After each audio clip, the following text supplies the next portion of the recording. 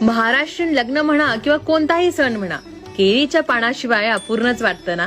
पण केळीच्या झाडाला एवढं का महत्व? तर शुभ कार्यावेळी केळीच्या पानात जेवण वाढलं जातं, कारण केळीच्या पानात पॉलिफेनॉल ऑक्सिडेज नावाचा एन्झाईम असल्यामुळे अन्नाचा स्वाद वाढण्याबरोबरच पचनक्रिया सुद्धा चांगली होते.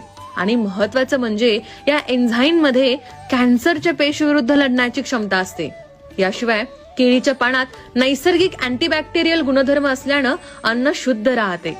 पौराणिक कथेनुसार केळीच्या झाडामध्ये साक्षात विष्णू वास करतात. त्यामुळे हे खांब लग्न मंडपाच्या प्रवेशद्वाराजवळ उभे केल्यानं जोडप्यांचे जीवन सदाहरित होऊन त्यांचा संसार सुखी होतो. तसेच या झाडाचा प्रत्येक भाग म्हणजेच फळे, पाने, खोड, फुलं आणि अगदी मुळे सुद्धा हे सर्वच उपयुक्त असल्यामुळे त्याला कल्पवृक्ष असे संबोधले जाते.